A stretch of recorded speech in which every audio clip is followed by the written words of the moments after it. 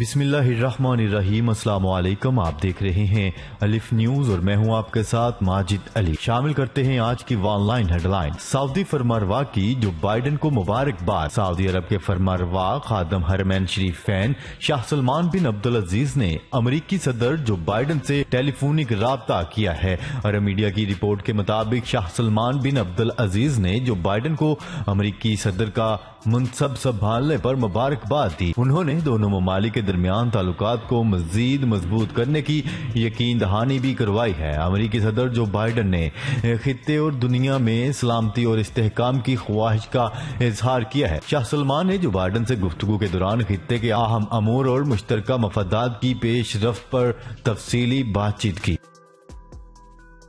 پاکستان اور قطر کے درمیان LNG کا اہم معاہدہ طے پا گیا۔ معاہدے کے تحت قطر پاکستان کو 10 سال کے لیے 3 ٹریلین ٹن LNG فراہم کرے گا۔ تفصیلات کے مطابق پاکستان اور قطر کے درمیان LNG معاہدے کی تقریب کا انعقاد کیا گیا۔ وزیر توانائی عمر ایوب اور قطر کے وزیر توانائی نے معاہدے پر دستخط کیے۔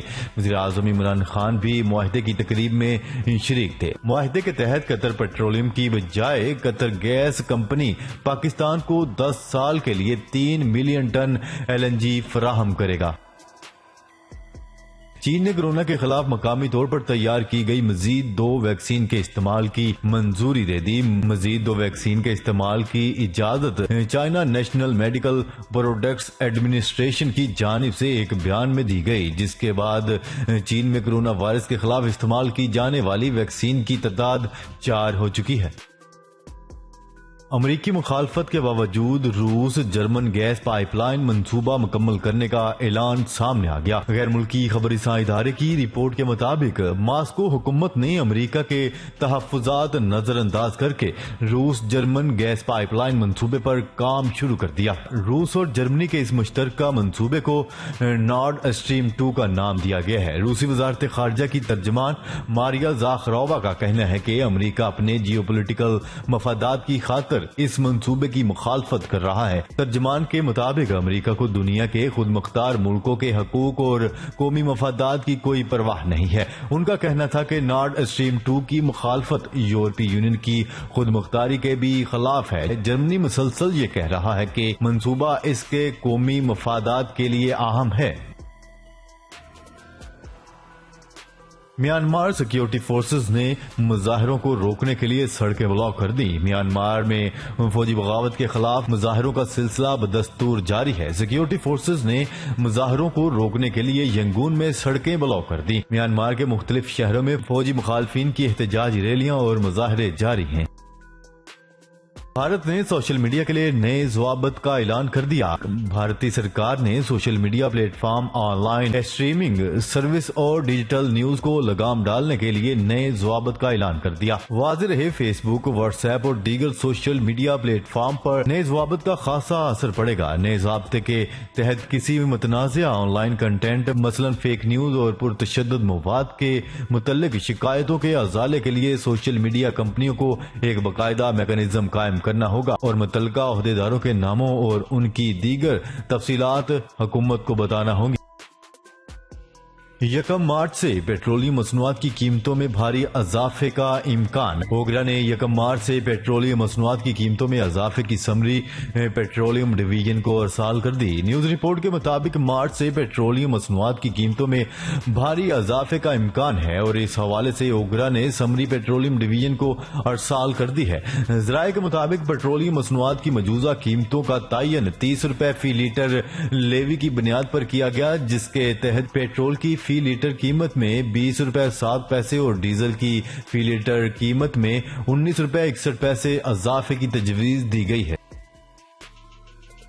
شام میں امریکہ کے جنگجو طیاروں نے ایران کے ٹھکانوں پر بمباری کی، جس کے نتیجے میں 17 جنگجو ہلاک اور متعدد زخمی ہو گئے۔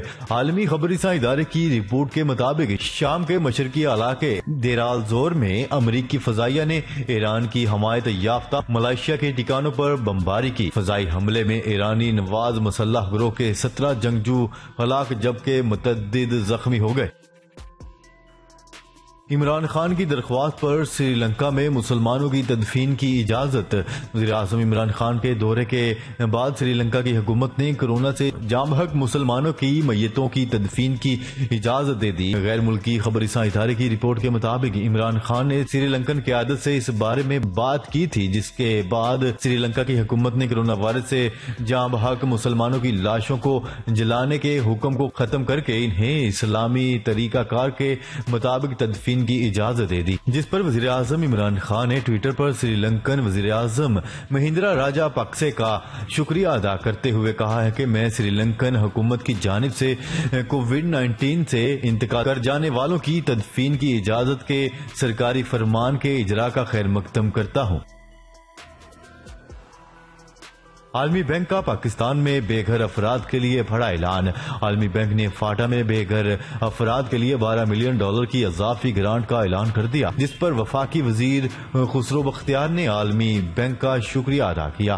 تفصیلات کے مطابق عالمی بینک اور پاکستان کے درمیان اضافی گرانٹ معاہدے پر دستخط کی تقریب وزارت اقتصادی امور میں ہوئی۔ معاہدے کے تحت عالمی بینک فاٹا میں بے گھر افراد کے لیے $12 ملین کی اضافی گرانٹ فراہم کرے گا۔ بحرینی ولی عہد سلمان بن حمد کا اسرائیلی وزیر اعظم سے ٹیلی فونک رابطہ۔ نیوز رپورٹ کے مطابق شہزادہ سلمان بن حمد نے اسرائیلی وزیر اعظم کو بحرین کے شاہ حمد بن عیسیٰ کا پیغام پہنچایا۔ ٹیلی فونک بات چیت میں دونوں رہنماؤں نے ایران کے ایٹمی پروگرام پر بھی تفصیلی بات چیت کی۔ سرکاری میڈیا کے مطابق شہزادہ سلیمان اور نیتن یاہو کا ایٹمی پروگرام سے متعلق مذاکرات میں علاقائی ممالک کی شراکت پر بھی اتفاق ہوا ہے۔ دونوں رہنماؤں نے طبی شعبہ میں مشترکہ سرمایہ کاری کے فروغ اور تعاون پر بات چیت کی اور باہمی دلچسپی کے شعبوں میں تعاون بڑھانے پر بھی اتفاق کیا گیا۔ چین کے صدر شی جن پنگ نے دیہی علاقوں میں غربت کے خاتمے کا اعلان کر دیا۔ عالمی خبر رساں ادارے کی رپورٹ کے مطابق چینی صدر شی جن پنگ نے بیجنگ میں منعقد ایک تقریب میں دیہی غربت کے خاتمے کے لیے چین کی کوششوں کی مکمل فتح کا اعلان کیا ہے۔ شی جن پنگ نے کہا ہے کہ شہری اور دیہی علاقوں کے مابین ترقیاتی خلیج کو کم کیا جانا چاہیے تاکہ کم آمدنی والی آبادی اور پسماندہ علاقوں کے لوگ بھی ترقی کے ثمرات سے مستفید ہو سکیں۔ یاد رہے کہ چین نے گزشتہ برس ملک سے غربت کے مکمل خاتمے کا ہدف متعین کیا تھا۔ سعودی عرب میں پہلا روزہ کب ہوگا؟ جغرافیائی علوم کے ماہرین نے 12 اپریل کو سعودی عرب میں رمضان کا چاند نظر آنے کی نوید سنا دی۔ پہلا روزہ 13 اپریل 2021 کو ہوگا۔ گرین کارڈ کے لیے درخواست دینے والوں کے لیے اہم خبر، جو بائیڈن نے بڑی پابندی ختم کر دی۔ تفصیلات کے مطابق امریکی صدر جو بائیڈن نے کا گرین کارڈ کے حوالے سے پابندی کا حکم نامہ منسوخ کرتے ہوئے گرین کارڈ کے لیے درخواست دینے والوں کے داخلے پر پابندی ختم کر دی۔ سعودی عرب میں سیکیورٹی نیشنل سینٹر نے سائبر حملوں سے متعلق ہائی الرٹ جاری کر دیا۔ غیر ملکی خبر رساں ادارے کی رپورٹ کے مطابق سائبر سیکیورٹی نیشنل سینٹر نے متنبہ کیا ہے کہ کمپنیاں اپنے سسٹم اپ ڈیٹ کر لیں، بصورت دیگر سائبر حملے ہو سکتے ہیں۔ سینٹر نے 2 سعودی کمپنیوں کا نام لیتے ہوئے انہیں خصوصی طور پر اپنی ویب سائٹ کی سروسز کو اپ ڈیٹ رکھنے کا کہا ہے، کیونکہ سائبر کے بڑے حملوں کے امکانات ہیں۔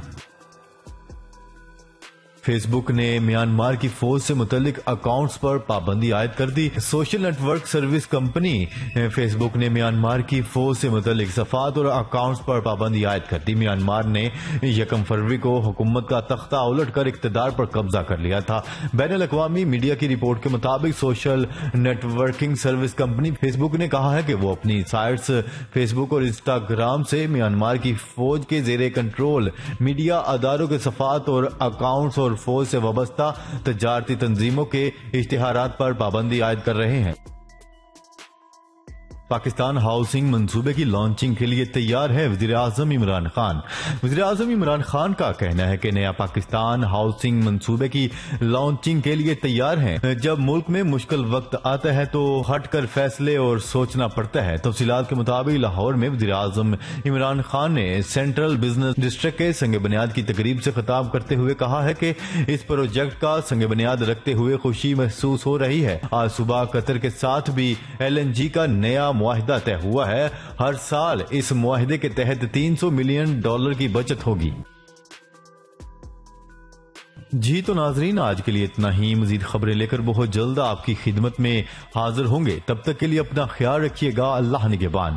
پاکستان زندہ باد. پاکستان آرمی پائندہ باد.